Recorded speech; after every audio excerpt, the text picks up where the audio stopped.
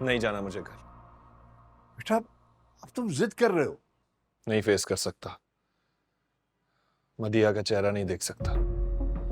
यार तुम्हारी बातें सुन के ना मुझे बहुत अफसोस हो रहा है। इसलिए तो जाना नहीं चाहता। अरे मगर अरे अंकल, काफ़ी अर्से बाद रजा और मेरी मुलाकात हुई है। हमें अच्छा मौका मिला है कॉलेज की पुरानी बातें करने का। बस आप बेफिक्र रहें, ये मेरे साथ ही रहेगा। मैं इसका पूरा ख्याल रखूंगा। बस आपने परेशान नहीं होना। प्लीज़ बैठे, बैठ कर पिए और बताएं कैसी बनाई है मैंने। अच्छा थैंक यू बेटा,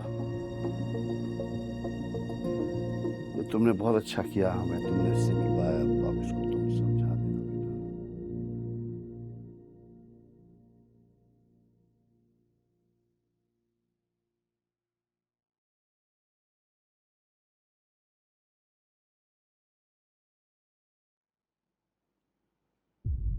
तुम इतनी सुबह सुबह कैसे आ गई आज? जी, जबकि मेरी तबीयत भी खराब थी। तुम्हें मैंने एक दिन पहले कॉल भी की, ना तुमने कॉल उठाई, ना मुझे कॉल बैक की, ना मैसेज किया। क्या हुआ है? आज इतने हसीन चेहरे पे 12 क्यों बजे हुए हैं? भाई घर छोड़ के चले गए। उन लोगों के इनकार की वजह से ना। रज़ा को क्यों नहीं समझ में आ रहा है मुस्कान उनसे मोहब्बत नहीं करती है। अगर करती होती तो वहां से इनकार नहीं होता ना। वो अपने घर में आराम से बैठी हुई है। रज़ा को क्या जरूरत थी अपना घर छोड़ के जाने की? वो नाराज है मुझसे। तुमसे? बहन भाइयों में कैसी नाराजगी, और कब तक? मैं भी तो यही सोच रही हूँ कि कब तक। ऊपर से मॉम डैड से सब्र ही नहीं हुआ। फौरन जाके उन्होंने माफी मांगनी चाहिए उनसे। गए तो नहीं ना? मैंने जाके माफी मांगी। तुमने तुमने वहां जाके माफी मांगी है? वो लोग मान गए? नहीं। वो लोग माने नहीं और तुमने उनके सामने जाके हाथ जोड़ के माफी मांग ली। ये तुम कैसे कर सकती हो मदिया? तुम कोई आम लड़की नहीं हो। तुम मदिहा हो, मदिहा आसिम। तुम्हें ऐसा नहीं करना चाहिए था। तुम मुझसे बर्दाश्त नहीं हो रहा है मदिहा, मुझसे बर्दाश्त नहीं हो रहा। हाँ लेकिन ये सब कुछ मैंने अपने भाई के लिए किया। मुस्कान तो बहुत खुश हुई होगी, है ना? नहीं, वो सामने ही नहीं आई। उसकी इतनी अना कि वो तुम्हारे सामने ही नहीं आई है। तुम्हारी कोई अहमियत, कोई हैसियत ही नहीं उसकी नजरों में। मुझे तुम पे गुस्सा आ रहा है। तुमने क्यों किया ये?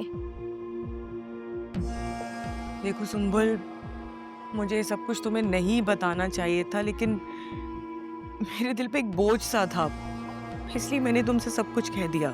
नहीं नहीं, तुमने बहुत अच्छा किया कि तुमने मुझसे हर बात शेयर कर ली। मुझसे कभी भी कुछ मत छुपाना। तुम जानती तो इस पूरी दुनिया में तुम ही तो एक मेरी दोस्त हो। तुम्हारी बहुत वैल्यू है मेरी नज़र में। ऐसे थोड़ी गिरी पड़ी कि तुम मुस्कान की तरह उससे माफ़ी वगैरह मांगो। अच्छा स्टॉप इट यार, अब हम अपना टॉपिक चेंज कर सकते हैं प्लीज? मुझे पहले बहुत घबराहट हो रही है। अच्छा चलो ठीक है, रिलैक्स करो, बस रुको।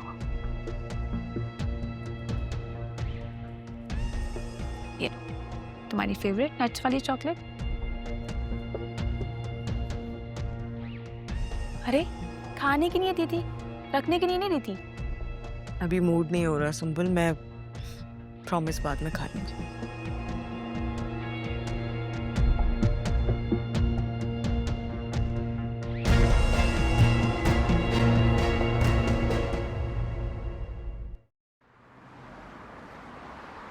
उसकी खामोशी देखकर मुझे बहुत तकलीफ हो रही है। रेहाना, मैं जानना चाहता हूँ कि आखिर वो चाहती क्या है।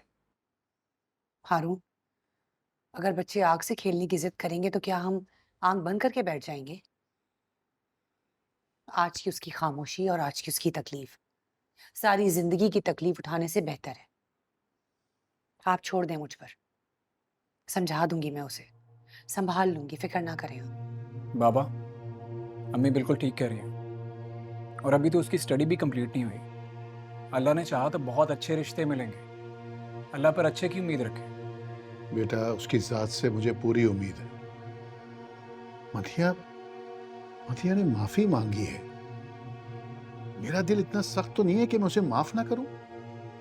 आई एम सॉरी बाबा, मेरा कोई हक नहीं बनता कि मैं किसी की माँ बहन बेटी के बारे में कुछ बोलूं, लेकिन वो लड़की बहुत बदमिजाज है। मैंने साथ की शादी पे उसको देखा है, बिल्कुल भी अच्छी नहीं लगी वो मुझे।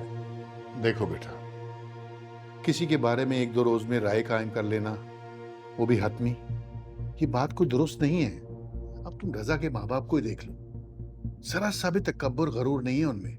हमारे इनकार के बावजूद भी वो हमसे मिलने के लिए आए। मिलने इसलिए आगे क्योंकि रजा घर छोड़कर जा चुका है, अदरवाइज वो रिश्ता लेने कभी ना आते। बिल्कुल ठीक कह रहा है आशिर।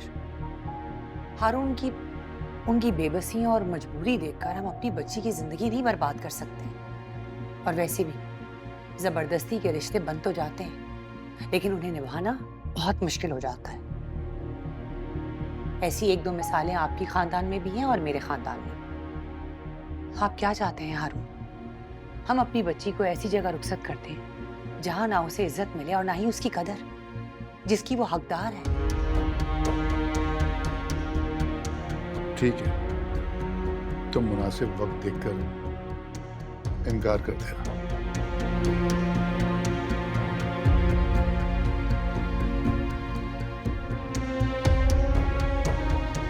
ठीक है।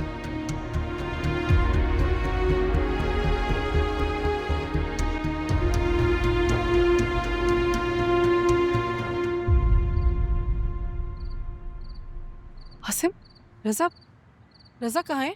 आया नहीं आपके साथ? उसने आने से इनकार कर दिया है। इनकार कर दिया और आपने मान लिया? जबरदस्ती साथ लेकर आते ना आप उसे। वो मदीहा का सामना नहीं करना चाहता। तो आप उसे बताते ना कि मदीहा माफी मांगने के लिए तैयार है। बताया समझाया भी, ना वो कुछ सुनने को तैयार है ना समझने को। अच्छा, फिर आप ऐसा करें, मुझे ले चलें, मैं उसे ले आऊंगी घर वापस। जिद मत करो सलमा, उस वक्त उसका दिल टूटा हुआ है। और मेरा भी ये ख्याल है उसको थोड़ी देर तन्हा छोड़ दो। मदीहा से हम सबसे दूर रहेगा तो संभलने में आसानी होगी। और अगर मुस्कान के घर वालों ने इनकार कर दिया तो? देखना पड़ेगा ना, कि जवाब का इंतजार करेंगे, देखते हैं क्या होता है।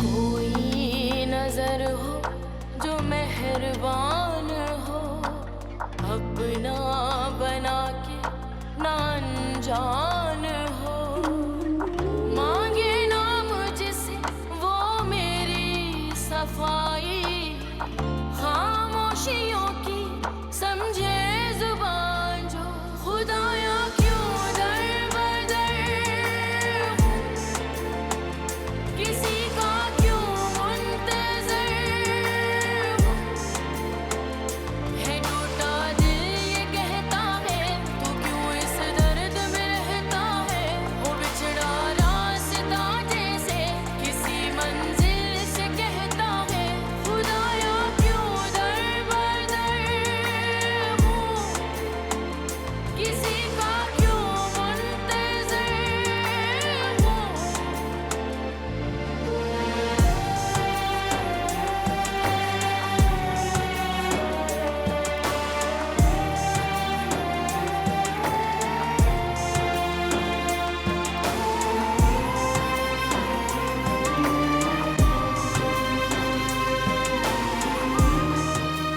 मुस्कान, मुस्कान, बेटा मैंने नाश्ता रेडी कर दिया है, खा के जाना ना। भूख नहीं है। अरे बेटा, कल रात भी तुमने मुझे यही जवाब दिया कि भूख नहीं है। क्यों कर रही हो ऐसे? क्या कर रही हूँ मैं? क्या कर रही हूँ मैं ऐसा? तो मुझे बहुत बहुत खिंची खिंची सी लग रही हो, खामोश रहने लगी हो, और फिर अभी इस वक्त तुम्हारा ये रवैया मेरे साथ कुछ अजीब सा है। कैसा रवैया? किस किस बात पर पाबंदियां लगाएंगी?